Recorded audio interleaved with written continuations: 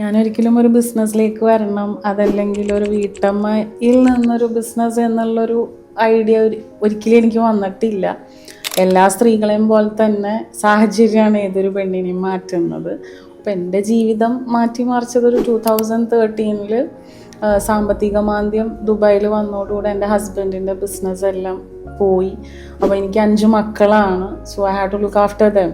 അപ്പോൾ നാട്ടിൽ വന്നപ്പോൾ നമ്മൾ മറ്റൊരാളുടെ മുന്നിൽ കൈ നീട്ടുന്നതിലും നല്ലതല്ലേ നമ്മുടെ മക്കളെ നോക്കാൻ വേണ്ടിയിട്ട് നമ്മുടെ കയ്യിൽ എന്താണോ ഒരു സ്കില്ലുള്ളത് അത് വെച്ചിട്ട് നമ്മൾ ചെയ്യുക എന്നുള്ളൊരിതിൽ അന്ന് ഞാൻ നന്നായിട്ട് പാചകം ചെയ്യുമായിരുന്നു. സോ അങ്ങനെ ആ ഒരു രീതിയിൽ ഞാൻ കാറ്ററിങ് എന്നൊരു രീതിയിൽ ഞാൻ അങ്ങനെ ഒരു സ്വന്തം വീട്ടിൽ അങ്ങനെ ഒരു സംരംഭം ഞാൻ തുടങ്ങി. കാറ്ററിങ് നല്ല രീതിയിലാണ് പോയിരുന്നത്. എനിക്ക് എൻ്റെ ഫുൾ ഫാമിലി സപ്പോർട്ട് ഉണ്ടായിരുന്നു. എല്ലാവരും നന്നായിട്ട് എന്നെ സപ്പോർട്ട് ചെയ്തിരുന്നു.